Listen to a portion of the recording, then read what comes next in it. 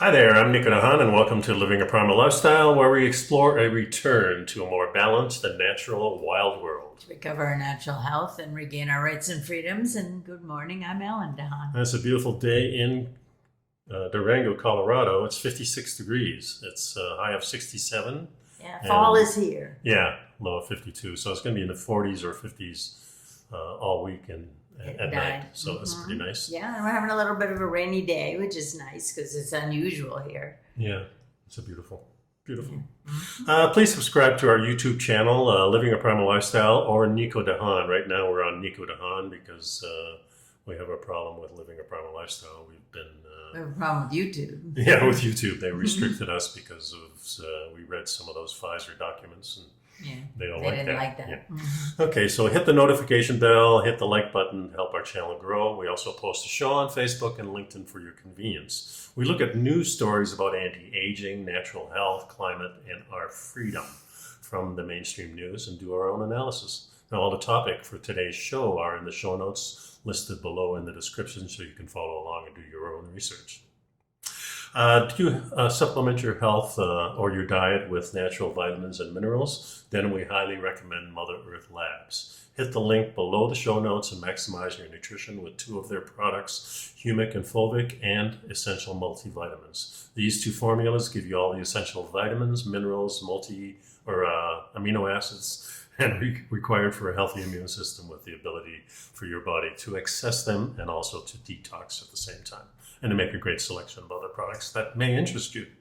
So now we'll get the show rolling here. Yeah, we're going to be talking about exercise and reducing stress by going in nature and how to master the art of doing nothing and rituals in human society, ancient cultures clashing with current cultures, making cities more rural, and decolonizing botany to save our food supply. So we have lots of interesting stuff to talk about. Yeah, and the first one is really why run unless something is chasing you. And this is Dr. Lieberman. Daniel Lieberman. Yeah, Daniel Lieberman talking about exercise myths. Very interesting. He is a Harvard evolutionary biologist, and the article is published by Harvard News. Yeah, he said, Daniel says that we're nearly hardwired to avoid unnecessary exertion. In his new book, Exercise, Why Something We Never Evolved to Do is Healthy and Rewarding, Lieberman explores the idea that while using anthropological evidence to bust other myths and misunderstanding things about exercise. Now, this is in the form of a Q&A between the publication and Dr. Lieberman.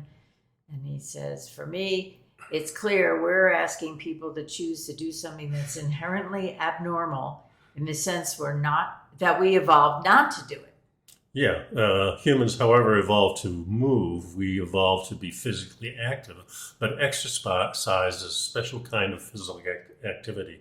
It's voluntary physical activity for the sake of health and fitness. And until recently, nobody did that. In sure. fact, it would be kind of a crazy thing to do because if you're a very active hunter-gatherer, for example, or a subsistence farmer, it wouldn't make sense to spend any extra energy going for a 5-mile jog in the morning. Yeah, because you might need that energy to do what you're supposed to be doing. Yeah, and it takes away calories. Yeah, and while I was reading this, I was thinking back when my parents and I and my sister moved to Canada from Holland, and slowly but surely we sought out people who were like us, who were immigrants, and if they were from Holland or Germany or Belgium or France, they were close to us, and a lot of things that we did were just dancing. Having fun. So before any kind of exercise craze that I knew about when I was a kid, it was something new. Exercise for the sake of health was something that we created maybe in the 40s or 50s. I know at the turn of the century there were strongman competitions and stuff like that. Right, but as far as a general population exercising, that came from the circus too. Well, it's also in military. I mean, if you're going to be in the military, you're going to have it be at that camp and doing those types of things. But as far as a general population, it really never came until the communication like TV started getting programs. When was Jack LaLanne on TV? That was in the 50s. Yeah, I remember Jack. No, it couldn't have been the 50s. Yeah, it was in the 50s. Maybe the 60s.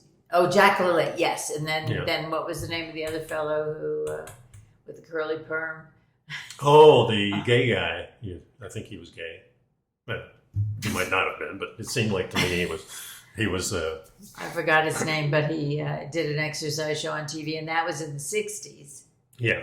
And Jane Fonda was in the 60s, 70s. Early 70s was Jane Fonda's workout. Yeah. Mm-hmm. And that was the start of aerobic activity, and really. And the jogging regime began when? In the late 60s, early 70s, or later? When, do you think? Yeah, probably. Okay. Yeah. Anyway, Lieberman goes on to say, for me, it's clear we're asking people to choose to do something that's inherently abnormal in the sense that we're evolved not to do it. Humans evolved to move. We evolved to be physically active. But exercise is a special kind of physical activity. It's voluntary for the sake of health and fitness. And until recently, nobody ever did that. It's kind of crazy to think about that. To go for a 5-mile jog, if you're a hunter and gatherer, you wouldn't think of doing that.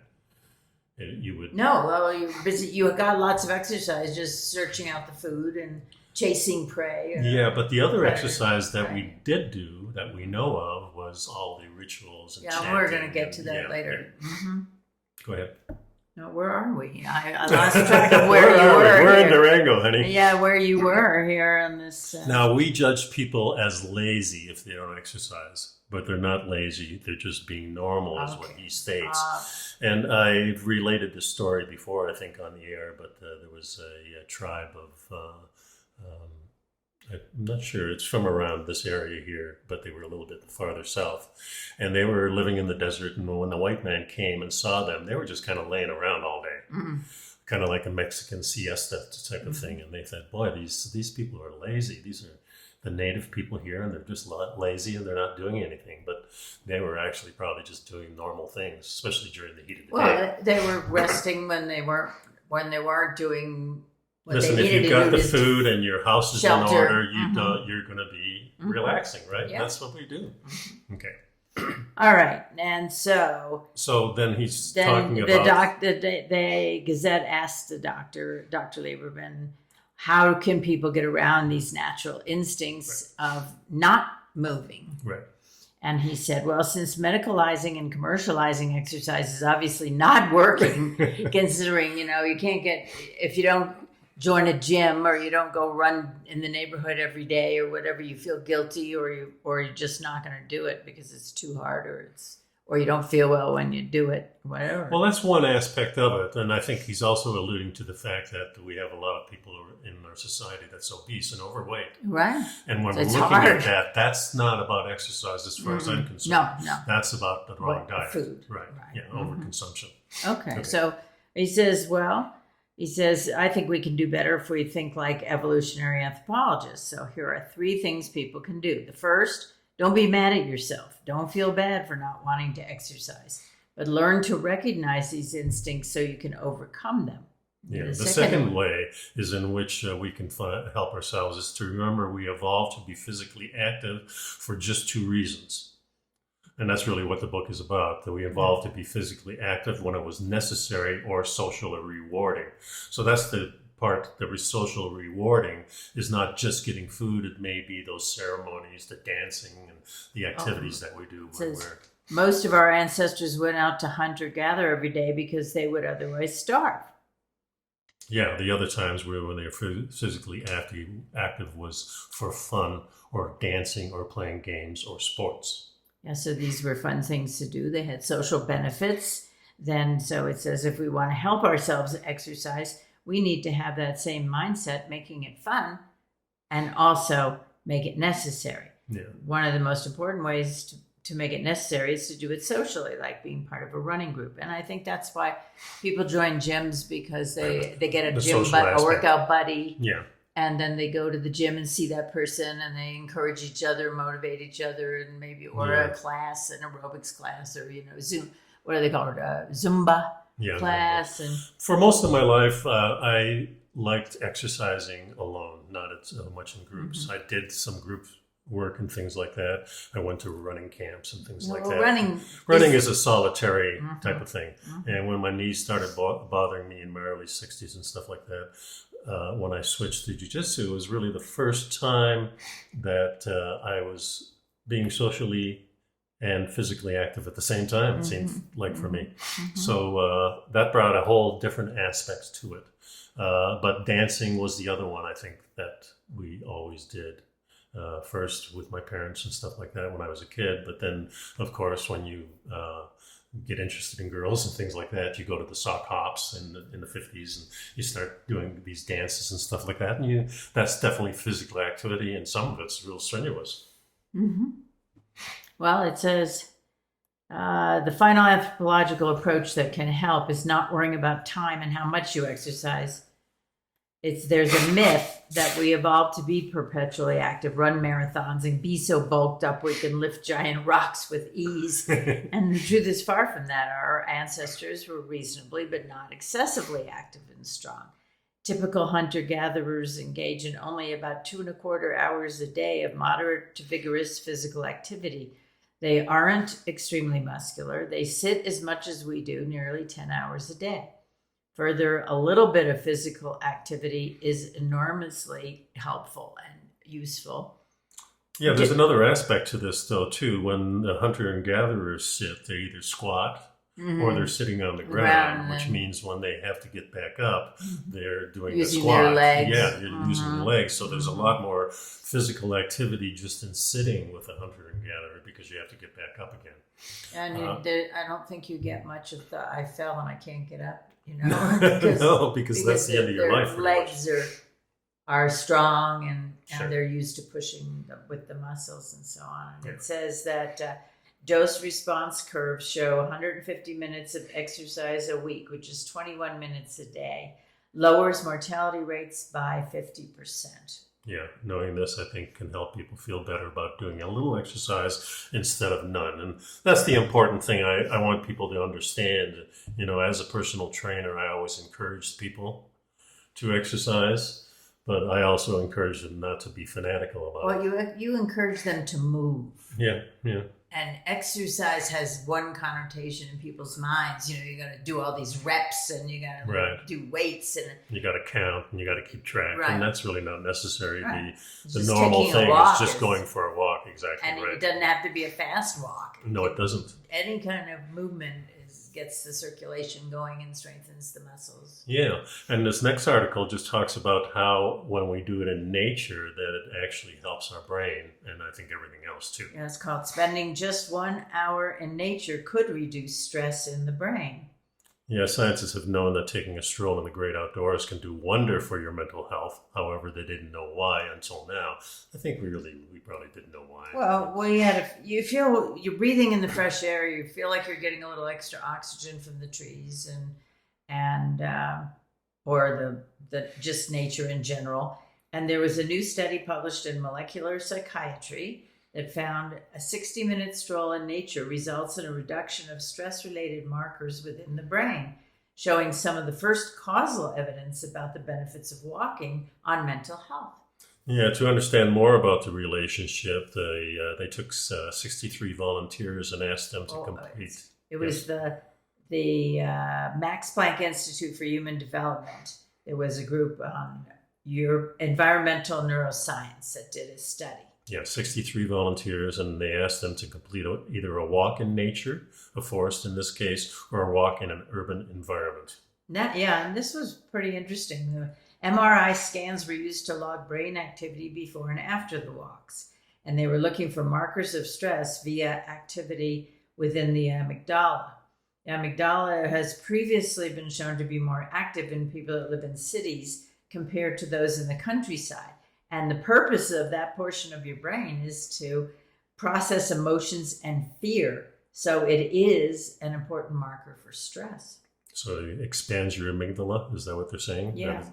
No, it expands. They were looking for stress, some markers of stress. Right. And they use the amygdala. Because that's where they find the negative impacts for it. Mm-hmm. Yeah. So it says following the nature walk, the participants showed lower amygdala activity, suggesting the walk was lowering their stress levels and could counteract urban-associated negative impacts. Yeah, they say that the results could have an important impact on how we deal with mental health issues and even how residential areas could be designed in the future, as previous studies have shown strong links between living in cities and mental health disorders. Oh, jeez. That's where most of our people live, right? Right. Yeah. Well, so that's a pretty good guess. And I think they're really talking about large cities. I don't think they're talking about heavily dense populations. Yeah, if you're living in downtown Durango or... it's different. It'll be different than living on a 400 acres, on a ranch or whatever up the mountain. Access to green areas could provide a barrier between the urban-associated stress and even protect against risk factors of mental health problems as they're discovering more and more as they're doing the research. Yeah. You want to get the last paragraph then? Well, along with previous studies that suggest people who live in the countryside or have access to a forest have healthier amygdala structures, science appears to be truly screaming at you to get out into the wilderness. Just a short exposure to a natural environment could help take away the effects of the concrete jungle. And places like Canada are already capitalizing by prescribing national park passes for people with depression or anxiety. Yeah. Now, that's great in theory, but right now the practical aspect of that is our national parks are, because of natural disasters, we have mudslides, we've had road washouts, we've had flash floods, and then with the lockdown and too many people coming in, they're trying to limit the impact on the parks. You have to make a reservation to go to a national park. So it's a little more of a planning tour than it used to be. But, yeah, and that's not as much fun as far as I'm concerned. Well, but one thing I have really noticed since we've been here now a year and a quarter, maybe a little more than that. Yeah. And I have noticed the huge difference. In fact, one of the things I noticed was that when we get to a population area like Colorado Springs or Denver or big cities, we're much more annoyed because of the traffic. We're uncomfortable. Yeah, it's not like... Get me off this road. Yeah, exactly. So, too much driving. Yeah, and I think about when we lived in Florida that, we lived in a nice area and certainly it wasn't, New York City with skyscrapers. Right. But... It was when we went to lunch, we had 5, 6, 7 stoplights to get through. When we go to lunch today, it's one, maybe 2. Yeah, it's basically one. Yeah, don't notice it too much, but we do notice it when we go in more of a urban setting, a populated setting. Yeah. So. All right. Well, okay, next article. Yeah, this is an interesting one. 7 steps to master the art of doing nothing. And this is, there's an Italian phrase that she uses at the beginning of the article, l'arte di non fare niente, which means the art of doing nothing. Yeah, and a lot of people say, well, I know the art of doing nothing, but actually... I do nothing. I can sit and do nothing. Today, I think it's getting harder and harder, and I find myself, if I'm going to sit outside or something like that, I'll take my iPad or I'll take my phone with me or I'll take something to read with me. It's almost hard to get in the concept of doing nothing. Even when I go in the sauna, I'll listen to a podcast of some kind. So, yeah, it's our society doesn't really revel in this, does it? I mean, it doesn't encourage it that much. If you're doing that, what are you doing? You're just sitting there. We don't even go to the library anymore where it's quiet and you can just sit and read. It's just, we've become these people of doing something all the time. Well, it's because of the devices. Definitely. Yeah, wonderful devices. Everywhere we go, I look around and I see people sitting like in restaurants. They're sitting with across the table from each other, and both of them are looking at their phones. And it's like you're sitting for a minute waiting for the order to come, and suddenly grabbing the phone. Yeah, it's just an automatic thing. I don't do it, but we all do it. Well, no, I mean I don't. I work consciously not to do it. If we're sitting at a dinner or something, I'm not going to be pulling my phone out. And I mean, you're more likely to do something like that. Although a lot of times I will leave my phone in the car and just to force myself not to do that. But it is getting harder and harder, it seems like, so no matter what you're doing, you're always grabbing some kind of device to look at it, like you're missing something. And, we used to have the telephones attached to the wall. You couldn't take it with you. Couldn't go anywhere. And then they got portable phones. Well, not only that, you didn't have an answer machine in the beginning, right? No, that's right. So if you weren't home, you didn't get the call. They couldn't reach you in the car. That's right. So while doing nothing can indeed be a waste of time, it can also be an art form. Here's how to become a master. And in the process, melt away the stress and make yourself more productive when you actually do work. Okay, so it lists a series of different suggestions. So number 1, start short and sweet. Yeah, doing small things at first, doing small nothings at first, it says here. Kind of like reminds me of when I have a person in my studio when I was a personal trainer, and somebody would come in that's never exercised. It's been many years. And let's do it 5 minutes at a time or 10 minutes at a time, whatever you need to do. And it's the same thing with doing nothing. Sitting around for 5 minutes doing nothing now probably seems like a huge task. And you probably set the timer on your phone. Good one. I like that. Yeah, that's probably true. Yeah, so it says start with 5 to 10 minutes at a time. Number 2, the sweet spot. Find a time and place where there are not many distractions, noise, or people who bother you. Yeah, so basically if you're going like sitting out on our deck, first of all, we sit outside many hours a week. Many hours a week. Yeah. And when we lived in Florida, we didn't. It was a combination of the heat was excessive, even with the fans going. Sometimes, yeah. And then there was a lot of noise as the houses tend to be closer together, and then you get even though we had the screen enclosure, you get the occasional mosquito or something going on, and it's just always something. But here it is much more quiet. Yeah. And there's more distance between houses, and the air just smells so good. Yeah, it really does. There's so many pine trees and and oaks and spruce and. Yeah, so finding a sweet spot for us is not too hard. The third thing on here is unplug, and this is hard to do, I think. Yeah, and then that's when doing nothing is hard, when you're called to do something. So you need to turn off all of your devices. Leave them. We don't even have to turn them off these days. Just don't take them with you. Yeah. Well, if I'm sitting on the deck, for example. Yeah, we can leave them inside. Leave them inside, so you're not disturbed by chimes, notifications, various gimmicky things, ringtones that you've assigned to all the people you know. And so it's just unplug, basically. And that's so hard to do. Is it so hard to do because we are constantly being bombarded by things that are telling us to do things? Well, I think is part that the message these days? Part of it is, I'm not sure that's certainly a message these days. But I think what's happened is we have, 25 years ago, 30 years ago, if you say, I wonder what the elevation is of this mountain range, and you'd have to maybe, let's see, 25, 30 you'd have to years go to the library. You might be, because there was no internet. Right. You'd have to find a neighbor that knows. Go somewhere and look it up. Right. And now it's instant knowledge. We're riding in the car and I say to you, I wonder this, and you say, well, look it up. That's true. And I don't. Because I don't enjoy looking at small screens in the moving car. Plus, it's not a question of needing the answer immediately. It's just a wondering, But people have now become acclimated to getting the answer immediately.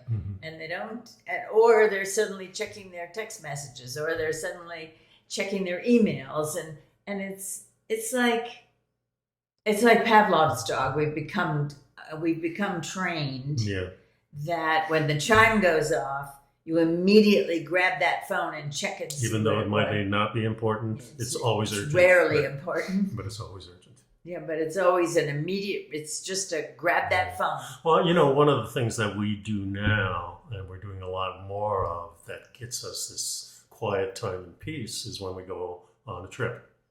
Because we ride in the mountains and we have no cell service. Well, that, and we don't usually put music on. We are quiet for long periods of time. We may have a conversation.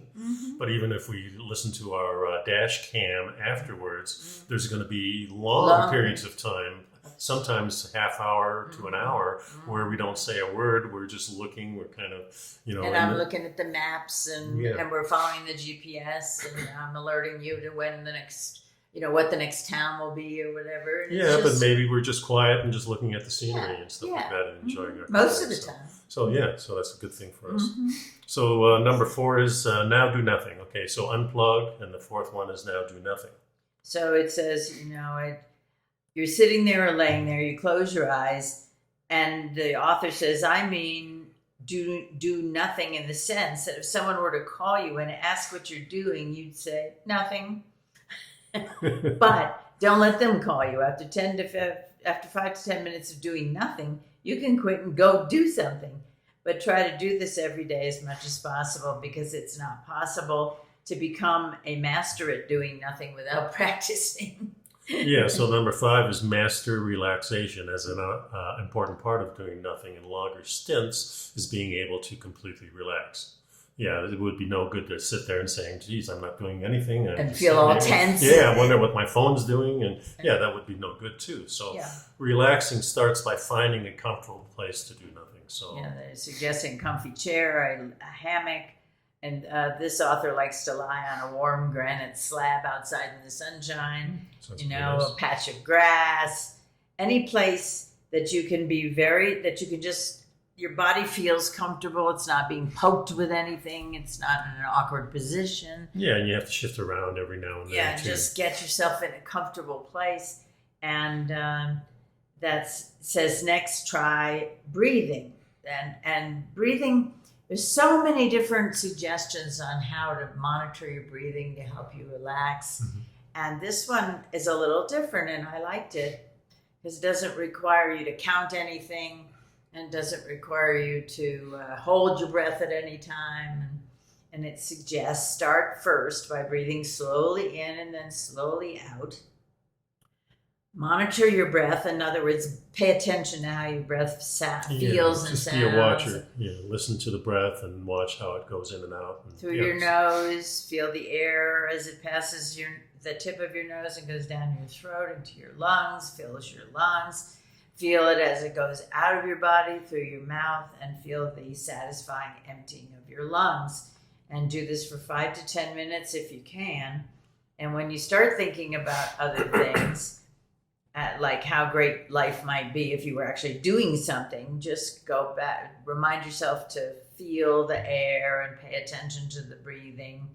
And this is kind of how the first meditation that I ever did, my dad was talking to me about, okay, so listen to how your body is doing things while you're breathing. So you listen to your breath and you see how your body's going up and down and that type of thing. And slowly but surely you get into this kind of mood where you're just doing nothing and enjoying it. And relax.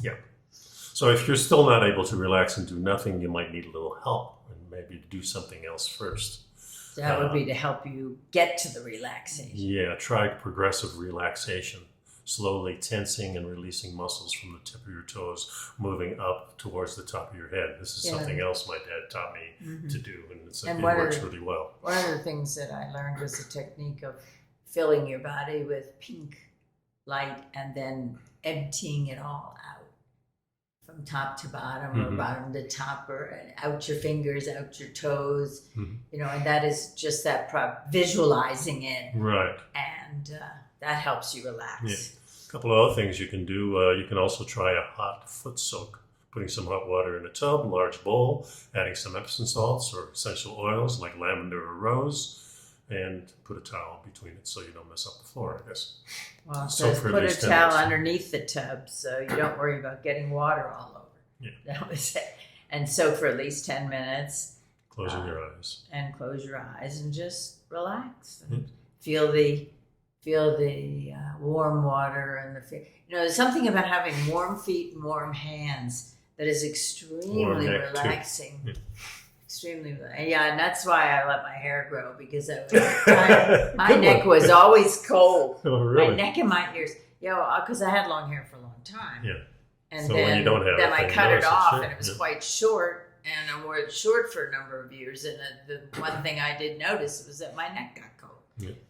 Another thing you can try is self-massage. Yeah, I don't know. I don't know how I could massage. I mean, I could do it, but it's not very relaxing to try and massage your own shoulders. Well, but you can start with different parts of your body. That makes it one thing easy that's for very you. relaxing is Sure. massaging your face and your head. That you can easily do. Your hands, you can do your feet. I've done everything. You know, you work your way from your body, your top of your head, all the way down if you want to. I mean, there's a lot of things you can do. Okay, well now we're at number 6, more advanced activities. Ooh, we're getting really advanced here. Here's an advanced one. Take a bath.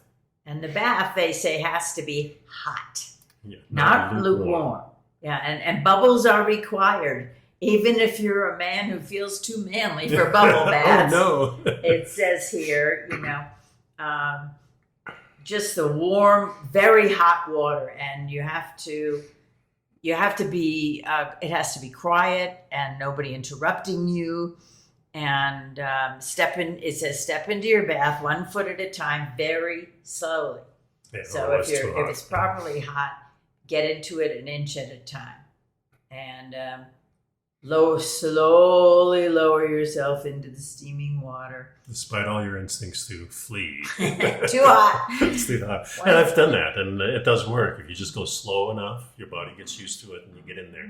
And plus, it cools off pretty fast. And you may sweat, which is good for you, of course. Yeah, and then it says once you're fully immersed, close your eyes and feel the heat penetrating your body, and allow the sweat to flow. And you want to keep a glass of water if you do sweat, because you could get dehydrated. And then allow your muscles to be penetrated by the heat, to be relaxed completely, and feel all your worries and stresses and aches and inner turmoil flow out of your body and into the water. Then you want to get out of that water. One of the things I would dispute, I don't think you drink while you're in there. I think you drink before. And after. And afterwards. Because I've read a few things that saying drinking cold or even drinking any water during the process, especially in a sauna. Maybe not so much in a hot tub, but in a sauna for sure, that it kind of stops the process of the sweating. Yeah. And the next oh, does it? Okay. Advanced so is sauna. You let the sauna heat up for about 30 minutes, then walk in, put a towel underneath you or whatever. And this one is for an actual built-in sauna with different levels. It's like something in a gym or something. Yeah, so if you go to a higher level, it's hotter up there. Yeah, and then you have to move down. You have to pay attention to how you're feeling too, because if it's too hot, then you're going to start feeling weak and the dizzy. Thing is, with any sauna, any type of exposure, whether it's cold exposure or hot exposure, you need to get used to it. So the first session is kind of like the doing nothing thing, or starting exercise. You start off small, so maybe it's not going to be a 20 or 30 minute. It might be a 10 minute, because when you start out, the 10 minutes is enough. Afterwards, 30 minutes is fine.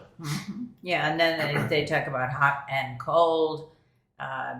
If you're following a hot bath or a sauna, then if you take a cold shower, it's really really good for your system. Yeah. And sitting outside, going into a snowbank if you wanted to. Well, in the wintertime, a lot of times I'll go outside and just sit for 20 minutes outside after the sauna. It was like 30 degrees. Yeah. And you really kind of get used to it, and it feels good. Gives you energy, and of course, it's really good for your immune system. That's, this is about doing nothing, but this is really doing something for your immune system. Hot exposure, cold exposure, emptying your mind, getting into a tub, listen to music maybe, or just listening to your breathing. These are all healing things that are good for you, and it helps you detox. Detox your mind, detox your body. De-stress. Maybe detox your soul, who knows. Yeah, all right. And then the next category is called sensuality. And they're talking here about being aware of your environment, tasting, smelling, hearing. This is where desserts come in. I like this. Yeah. Yes, food. It says doing nothing is also great when accompanied by involving some of the other senses. Good tea or coffee, wine, hot cocoa, and other sensual beverages go very well. Maybe a glass of wine even. Yeah, it's best to take these beverages by themselves with no food and with no book or other distractions, and focus on the liquid as you sip it slowly, savoring every bit of the flavor and texture and temperature in your mouth before swallowing. Feel the swallowing completely. Close your eyes. Very often, we'll take a bite of something that you fix for dinner or I fix for dinner, and I close my eyes and just taste it. Mm-hmm. And it says, truly enjoy this drink. Foods are also great. Dark chocolate, number 1. Oh, yeah. Yay. That's for sure. Berries, rich desserts, freshly made bread, a juicy peach, the best soup ever. Whatever it is that you love, that you really enjoy eating. And eat it slowly, savoring every bite. Chew slowly. Close your eyes. As you enjoy the food, let it melt in your mouth if that's applicable. And feel the texture in your mouth. Just really focus on all of the senses that are involved in having that food. Yeah. So the next part, incorporating the art in your daily life. And that's the art of doing nothing. Yeah, the art of doing nothing. Mm-hmm. And from his book, Leo talks about the final exam or mastering this art. It says, don't attempt these until you've practiced and become competent at the above stages. So those above 7 stages that we talked about. So doing nothing while you're waiting in line at a doctor's office, on a bus, or at an airport. Without reading, doing anything else, just waiting. Yeah, that's where it's just like massively challenging for most humans on the planet. Yes. Just if you're sitting in the doctor's office. I went to the... Gotta have a magazine. Couple of months ago, I went to the hairdresser. It was about 4 or 5 months. 5 months ago, I went to the hairdresser to get a haircut and a little bit of touch-up and whatever. And I forgot my iPad. And I started out with I forgot my iPad. And I'm going to have to sit here for an hour and a half without my iPad. And I had this moment of panic. Yeah. And I ended up having a wonderful time because one of the operators in the shop is a plant person. And so I asked him a bunch of questions about orchids and whether I could grow them in this climate. Mm-hmm. We got into a whole conversation about different plants and what they like and how to raise them. And then you talk to other people who are waiting for their processes to finish. Yeah. But the time went by really fast, and I didn't miss my iPad, but I did certainly notice. I went, oh no, I forgot my iPad.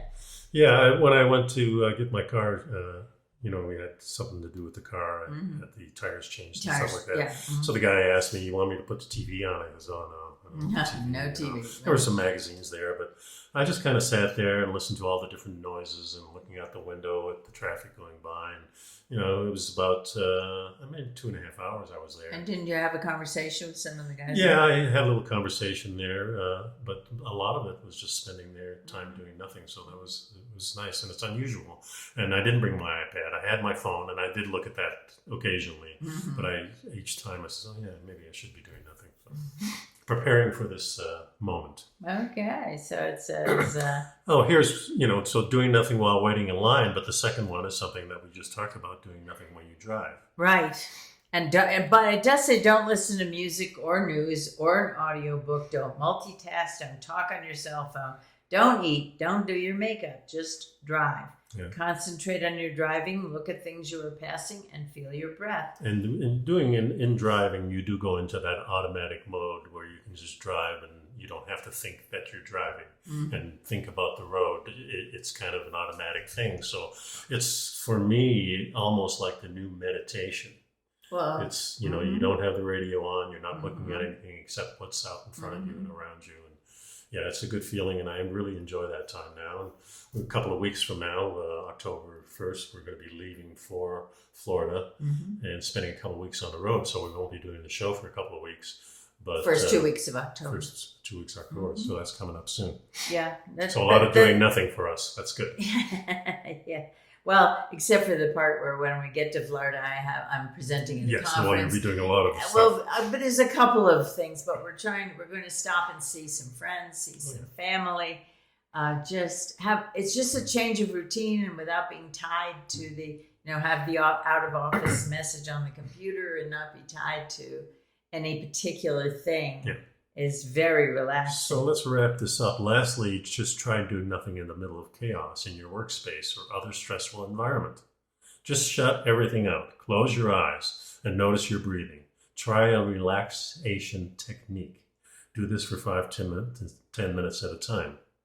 So it just, even if you're in the middle of the best way to break the cycle is to stop and do something else, or don't do anything. Yeah, just take that break. And in fact, we've talked in the past about the technique for dealing with anxiety or panic, when you just look around and notice two things, then close your eyes and see what you can hear, then smell.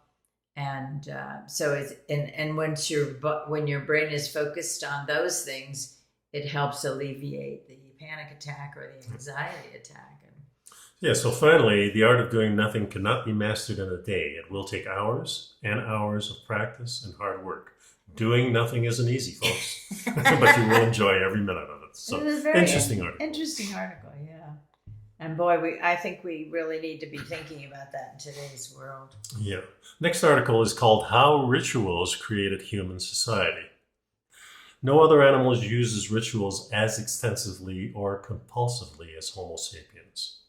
In fact, archaeologists often consider ritual to be one of the core defining features of behaviorally modern humans because it is related to the capacity for symbolic thought.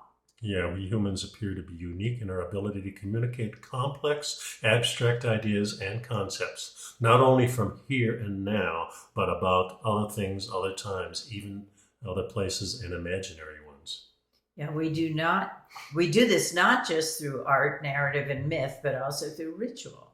In fact, various theories on the origins of human cognition have proposed that ritual and intelligence actually evolved side by side. And that's pretty interesting. Yeah, biological anthropologists suggest that group ceremonies could have played a key role in the transmission of cultural knowledge in pre-linguistic societies.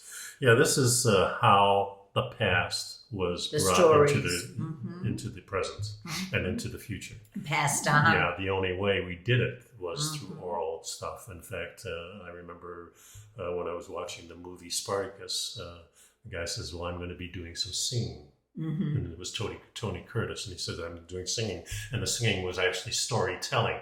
There was no singing going on. There was storytelling going on. So these were professional people who were storytellers, so they would bring that past. Their job was pass on the knowledge. Yeah, this is the kind of the start of teaching, perhaps, in a sense. Well, and it says that through the symbolic reenactment of collective narratives, ritual functioned as an embodied proto-language that provided an external support system to individual cognition, which was a crucial step on the road towards language itself. Neuroscientist Merlin Donald has argued that ritual was a mental foundation stone for the evolution of social cognition, allowing early hominids to align their minds with social conventions. Yeah, by establishing a shared system of collective experiences and some symbolic meanings, rituals helped to coordinate thought and memory, allowing a group of humans to function as a single organism. Yeah, this is kind of like the theory of the ants. How are they communicating? They're all working as a group. And this is how this symbolism and this rituals that we have brings human beings into that realm of acting as a large group, even huge groups. Unites the group, shares the culture. Yeah, and as our communication has grown, before it was just done in small groups because you could only shout so far, right? In a sense. So as communication started in the modern age of transmission, now this is organize people in larger and larger groups. So. And it's also, there's some kind of comfort in ritual. They're repeating the steps, feeling the familiarity of it, well, this feeling is the camaraderie with the group. Yeah, this is also the only way countries or large organizations like countries could be held together without mass communication instantly, right? Mm-hmm. And so in the old days, 1,000 years ago, they held these countries together, and the communication could be a year off. Right, till the runner got there. Yeah, exactly. And that's a pretty amazing thing, and that's how strong this bond really is. Yeah, we don't think about it. If it's that powerful over that stretch of time, how powerful is it today when we have everything instantly? Oh yeah. The question becomes, what is the function of ritual in today's world, and what does it look like? So there's a scary thought just right there. looking, just continuing on the history for a little bit. Because of its close connection to symbolism, rhythm, and movement, as well as its role in demarcating the extraordinary from the ordinary. That was the other function of ritual, to make it special, to make it special for your group. It was celebrating a particular event or a time of the year or a person. There was something out of the ordinary about it that made it something people looked forward to or enjoyed because it was different. Yeah, and in music and everything, like in the modern age, we have these classifications like hip hop and country and western and all these things, and these are little groups of people that are bonded together just by they like that music. They like that music, and then with that music goes the whole culture of dressing and hairstyles and makeup and body piercing and dancing. And this is an ancient thing that we have brought into the physical world now through all this modern stuff that we have. So no longer do we have the fireplace and a few people just dancing around fire pit or whatever. It's just it's an amazing thing, because we're so caught up in all these different things now. It's not only our rituals have become music based, they've become food based, they become religious get together based, for a meal, they become country based, they become identification by sexuality based, not just male and female anymore. It's just everything.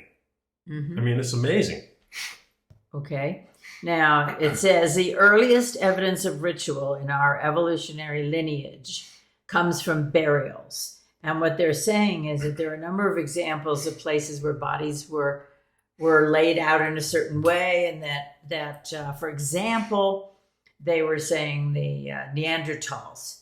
Burial sites have been found in various places in Iraq, Israel, Croatia, France, and elsewhere.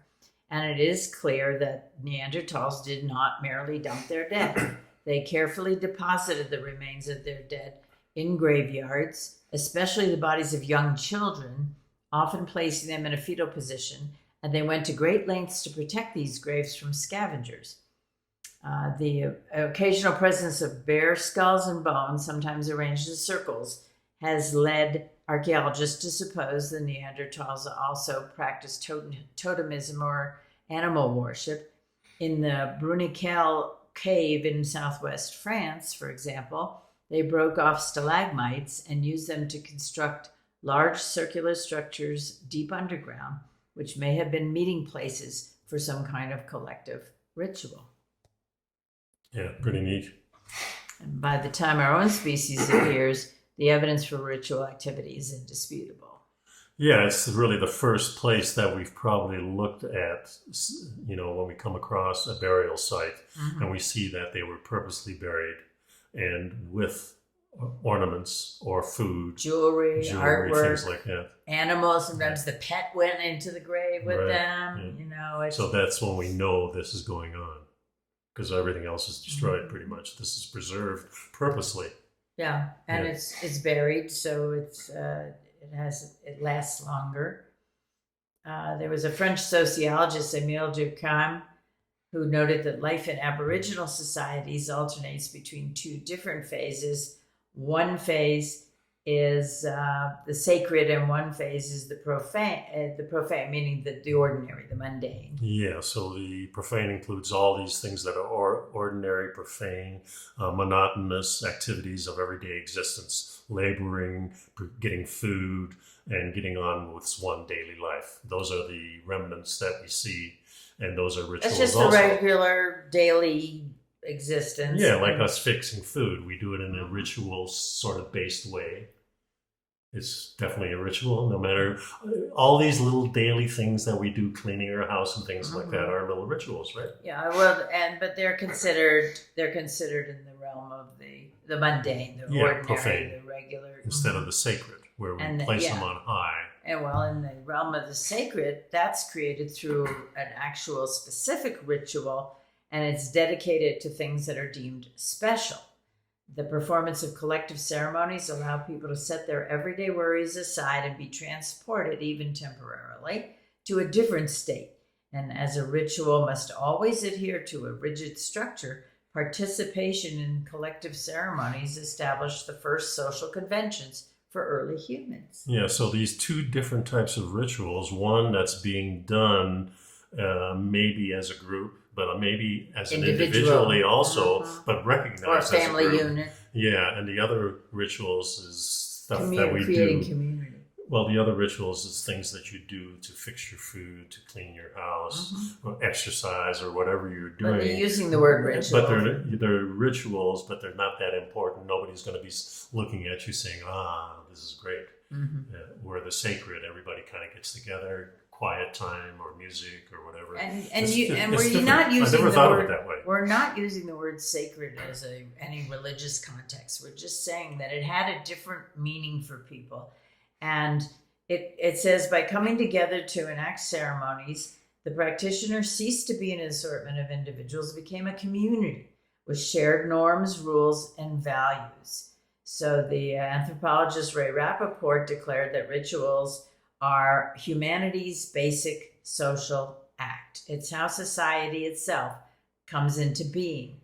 And also, wasn't there somebody almost put in charge of the ritual type of thing? Well, we have the chief that's in charge of the whole tribe, but we had a special person who was in charge of the more sacred. Well, somebody had all the rule book. Yeah, exactly. So that was the medicine. So this is how we do this. This is how we do this particular ritual. These people will dance, and the drums will beat, or whatever it is. Yeah. And or he may change his mind and say, "Let's start something new."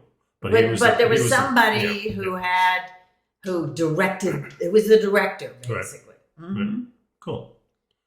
Okay, so the next article is inside a Maya village where locals live without power, and that's electrical power, but it could also be any other kind of power while we're on this subject. Well, they fight to preserve their culture, and this came from CNN. Yeah, and this is a large group of people. We don't have to read the whole thing. No, but it's in Belize. Yeah, and it's a group of about 10,000 people in Belize, known at the Mopan, M-O-P-A-N, making up less than 3% of the country's population.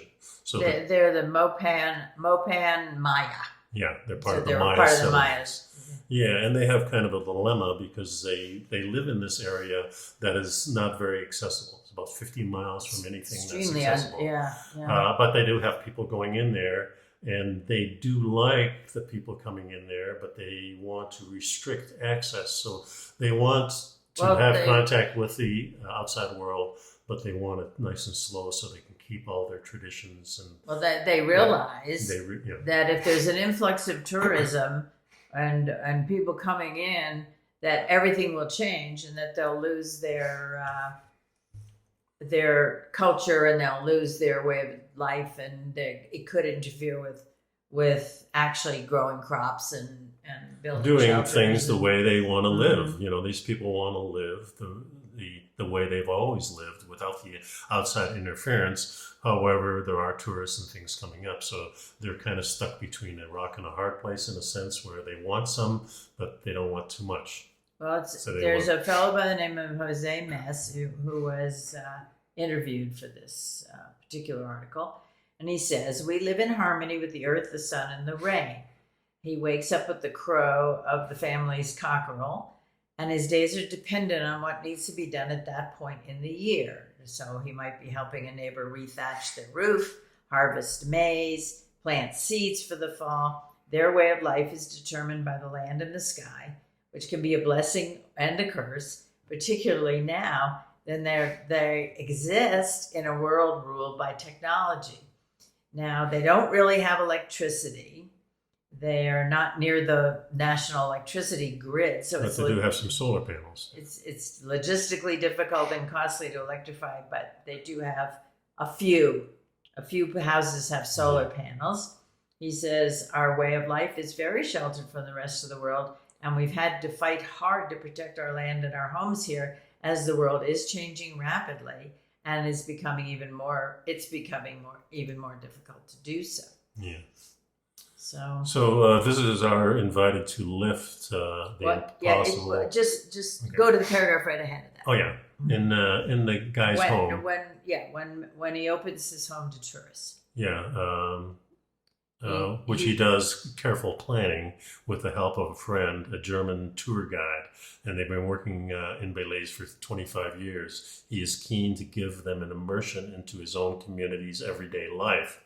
So when visitors are invited to lift these heavy pestles to grind the corn, to mold it into dough and try their hand at shaping the tortillas, a surprising complex task for untrained fingertips. Yeah, if you've ever tried to make little corn tortillas, especially the old-fashioned way, where you have to grind things and put it all together. And it's very thick, pasty dough.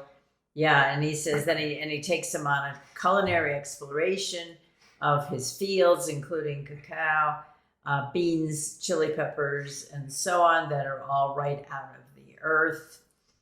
He and his family benefit from bringing tourists, but they're aware of the pitfalls too. Yeah, tourism accounts for about 41% of Belize GDP, so it's vital. What is that? Gross daily product. Gross something product. Yeah. So it's vital that it is developed mindfully and in a collaboration with local communities. And he says that we're not confident we'll be protected by the government if this suddenly becomes a big tourist destination, as has happened in other areas of Belize. Yeah. The Ministry of Tourism is apparently looking at wide-scale expansion of transportation infrastructure in that region with hopes of bringing more tourists to the area, the southern district bordering Guatemala. And, it's really tough. It's between a rock and a hard place, as you said, because the country needs the tourist money in order to really survive. But it changes the nature of the communities, it changes the grounds, and it changes the country. Yeah, he says, I'm not against people visiting our village. I enjoy the conversations and the connections. It's a good opportunity to learn about our way of life, and maybe we can take something home with them, or maybe they can take something home with them. Of course, we learn from tourists too. But if it gets too popular, they really lose their whole way of life, which is very precious to them, and that's understandable.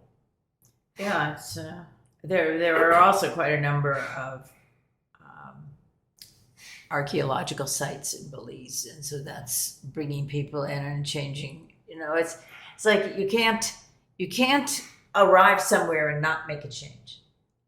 You can't be an independent observer and have no impact on what's going on around you. Yeah, when I was in the car place, just waiting, they had a picture of Durango, 1950. So that's not that long ago. Mm-hmm. We're talking 72 years. Mm-hmm. And the structure of the whole city was there, but there was a lot missing. So, things have changed very rapidly. And talking to the locals here, they say it's grown so much, but it's still got that small town feel. And that's one of the reasons we were drawn for it here. So. Mm-hmm. Anyway, that's the show for today. No, we're out? Yep. Oh, I wanted to talk about the next article. We got one more article? Yeah, it's time to make cities more rural. We can go into that if you like. Yeah, sure.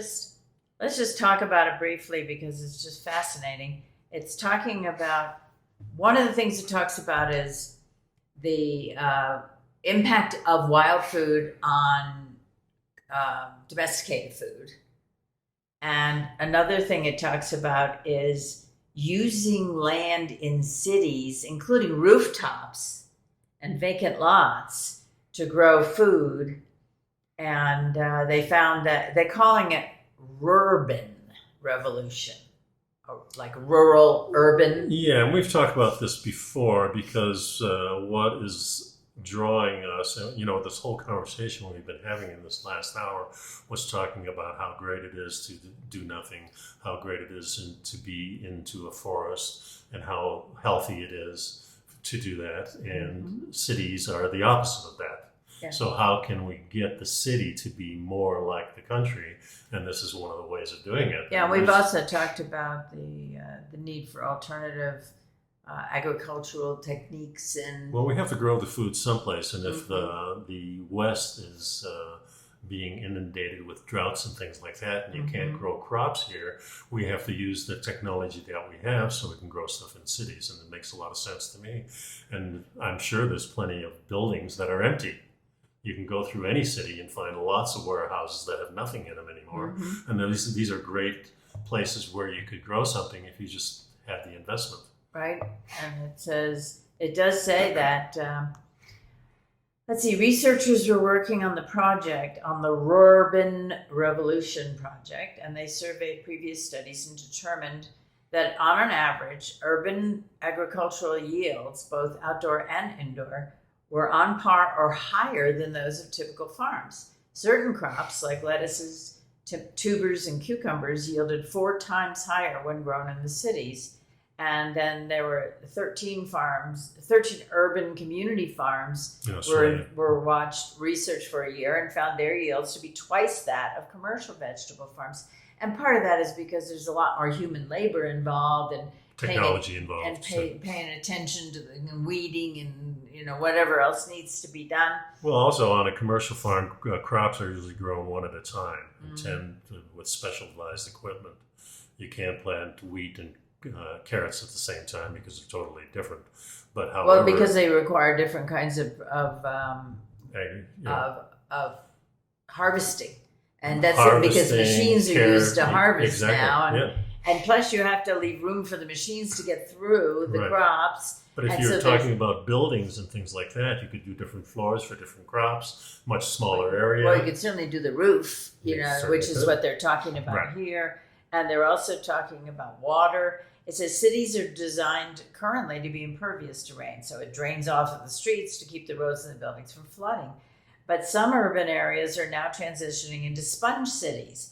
They soak up the rain and they store it for later use. In Los Angeles, for example, officials are experimenting with roadside green spaces where the water seeps underground into a storage tank.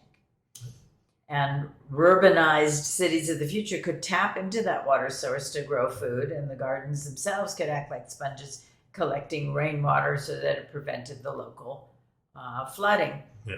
And you also say urban farms attract a host of pollinators like bees and birds, which help boost biodiversity. I think this is the way to go. I think we're going to be forced to do something like that if the droughts and the heat continues in the Midwest, and California is having lots of problems. There's a lot more fires. So we'll see what happens. We do think the weather will probably change in the next 10 years or so. So we don't know, but that might be better for the cities too, as far as, let's get it together now. So if it does get colder later on, or if it does get hotter later on, the cities will be prepared and they'll be able to grow food. Who knows? We might have a whole influx of, we might have to go into a big city to get our food now instead of the opposite way. And there's another example here where they're using solar panels. And they're looking not only to increase food security, but energy security as well. And the idea is called agrovoltaics, that they grow the crops under rooftop solar panels. And the solar panels generate the energy for the building underneath them. And the green roof also acts like insulation, reducing its cooling needs, and the partial shade of the panels for the plants can significantly boost yields. Yeah. So it's pretty interesting. And Yeah, and we're very good at this, making things like this. Yeah, and it says no one is suggesting that urban agriculture will provide city dwellers with 100% of the food they need to survive, but the researchers imagine it more as a collaboration with commercial farmers turning out land-intensive and machine-harvested cereals like rice and wheat, while urban gardeners grow nutrient-dense, hand-harvested vegetables like leafy greens, which creates jobs and reduces the length of the supply chain for the perishable foods. It would also provide something less quantifiable than crop yields, which is a renewed sense of community. Just think about it this way. We have a bunch of states where marijuana now is very legal for recreational use and even for medicinal use. And these things have just cropped up in the last decade. And in this last decade, we've had a masterful way of growing these crops very quickly, being able to supply all these needs for all these people in these states. We can do the same thing with food. And that's really what this article is talking about. There's different ways of growing it, much better ways than what we're doing with the monocrop theory. No, that was a theory that was after World War II. Seemed like a good idea at the time. It seemed like a good idea at the time. Now we know it's not anymore. Not just from a standpoint of being able to do it, but from the standpoint of health. It's not healthy. We're doing it the wrong way because of all the fertilizers we have to use, the pesticides. It's depleting the soil. And we're changing the darn food also. Yeah. So let's go back, get some good food. We have another article in here, which we'll do next week, talking about how they're harvesting all these seeds and everything like that. And how that's working. Yeah, so the wild crops are going to be maintained more. We'll talk about that just more. The last sentence here is very important in this article. It says people have a source of local connectivity ripples beyond just the food that's produced. The people have social networks for everything from sharing childcare to sharing resources to helping one another through possible shocks and destabilization. That's what we do. If you don't have a tribe, if you don't have a support system, then you may run into some serious problems down the road. So it's all part of the cycle and part of where we need to go. That's for sure. Anyway, that's our show. It's a little longer than normal, but that's okay. We'll be back next week. You can catch us on nicodehaan on the YouTube channel. And we'll be back with Living a Primal Lifestyle next week. So thanks for sticking around. Be well. Bye-bye.